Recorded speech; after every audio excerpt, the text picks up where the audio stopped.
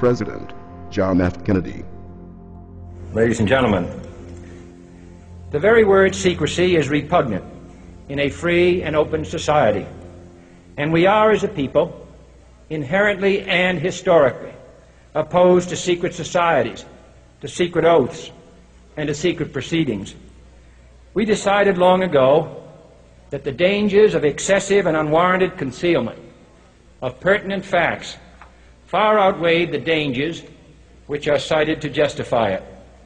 Even today, there is little value in opposing the threat of a closed society by imitating its arbitrary restrictions.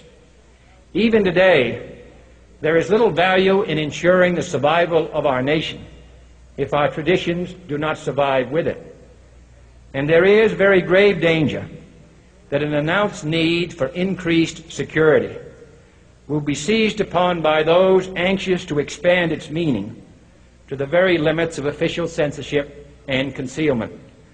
That I do not intend to permit to the extent that it's in my control. And no official of my administration, whether his rank is high or low, civilian or military, should interpret my words here tonight as an excuse to censor the news, to stifle dissent, to cover up our mistakes, or to withhold from the press and the public the facts they deserve to know.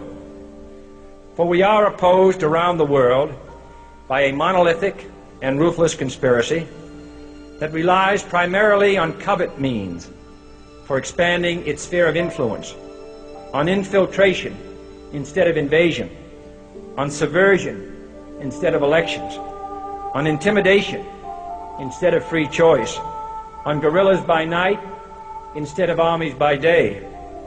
It is a system which has conscripted vast human and material resources into the building of a tightly knit, highly efficient machine that combines military, diplomatic, intelligence, economic, scientific, and political operations. Its preparations are concealed, not published. Its mistakes are buried, not headlined. Its dissenters are silenced, not praised. Its dissenters are silenced, not praised.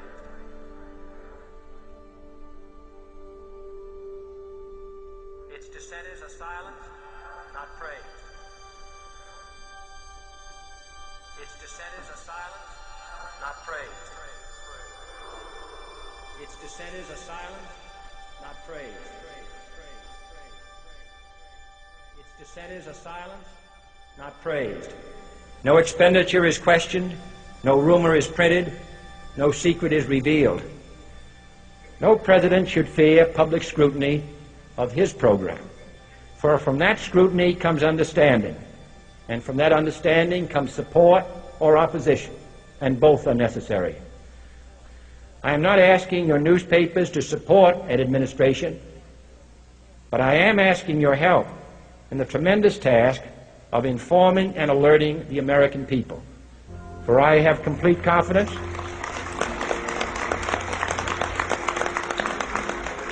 in the response and dedication of our citizens whenever they are fully informed. I not only could not stifle controversy among your readers, I welcome it. This administration intends to be candid about its errors. For as a wise man once said, an error doesn't become a mistake until you refuse to correct it. We intend to accept full responsibility for our errors, and we expect you to point them out when we miss them. Without debate, without criticism, no administration and no country can succeed, and no republic can survive. That is why the Athenian lawmaker Solon decreed it a crime for any citizen to shrink from controversy. And that is why our press was protected by the First Amendment, the only business in America specifically protected by the Constitution, not primarily to amuse and entertain, not to emphasize the trivial and the sentimental, not to simply give the public what it wants, but to inform, to arouse, to reflect, to state our dangers and our opportunities, to indicate our crises and our choices, to lead, mold, educate, and sometimes even anger public opinion. This means greater coverage and analysis of international news, for it is no longer far away and foreign, but close at hand and local. It means greater attention to improved understanding of the news, as well as improved transmission. And it means, finally, that government at all levels must meet its obligation to provide you with the fullest possible information outside the narrowest limits of national security. And so it is to the printing press, to the recorder of man's deeds, the keeper of his conscience, the courier of his news, that we look for strength and assistance, confident that with your help, man will be what he was born to be, free and independent.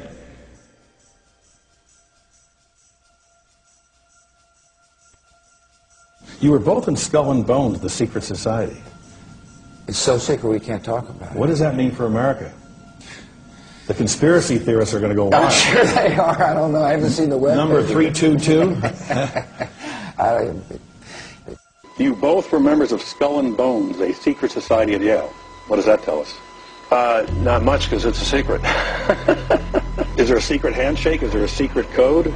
I wish there were something secret I could manifest. 322, a secret number? There are all kinds of secrets, Tim, but one thing is not a secret. I disagree with this president's direction that he's taking the country. We can do a better job, and I intend to do it. And we'll be watching. Be safe on the campaign trail. John Kerry, thanks for joining us. And we'll be right back. It's good to be back at the Council on Foreign Relations. As Pete mentioned, I've been a member for a long time and was actually a director for some period of time. I never mentioned that when I was campaigning for re-election back home in Wyoming. Senator Clinton, how you doing? I'm good. How are you? Can I ask you a quick question while you sign that? Sure. It was reported in June of 2006 you attended a meeting in Ottawa, Canada, the Bilderberg Group. Can you comment on that? What's going on for the Bilderberg meeting, and what do you guys talk about up there? I have no idea what you're talking about. Yeah, you do. It was reported you were up there, and people saw you up there. I just want to know what you guys talk about and meet about up there. Sir, I don't know. Why are they such top-secret meetings? I have no idea what you're talking Your about. husband went to a Bilderberg meeting, too. I'm just wondering. I'm not being rude or anything. No, I just want to know what happens at these meetings. Well, since I wasn't there, I have no idea. Okay, thank you, Senator. Thank you, Howard. There you go. Thank you very much. Listen, I am a happy member of the Bohemian Grove. I like the folks who come there, and it's really inappropriate for me to talk about the group beyond that. Thank you. Have you been there for the ceremony with the cremation of care? Frankly, I don't think that's something I need to talk to you about.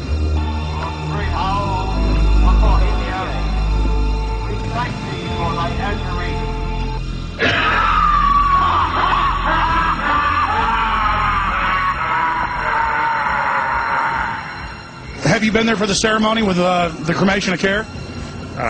Frankly, I don't think that's something I need to talk to you about. Really? That's right.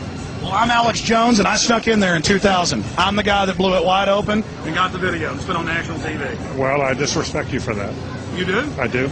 But there's a lot of big public officials going in there. Don't we deserve to know? I don't know anything about you, and I don't know anything about your film. But if you go in there with an understanding, you violated that understanding by releasing that film, and I don't respect you for that.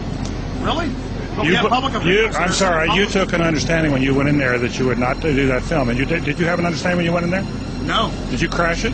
Yes. Yeah, and it has no trespassing signs there too, doesn't it? No, they put them after. Oh, I'm sorry. I'm sorry, sir. I've been there before. I know what the circumstances are, and I'm sorry you violated the understandings. That was not a gentlemanly thing to do. But what about the ritual? Is the ritual gentlemanly?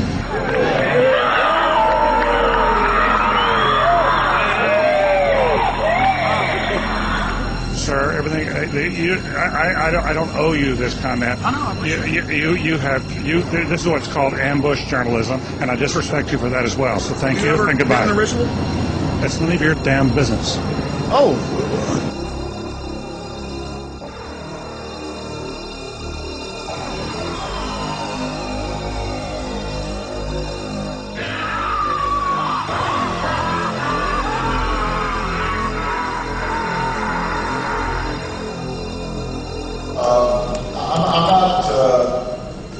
The Council on Foreign Relations, I don't know if I'm an official member. I've spoken there before.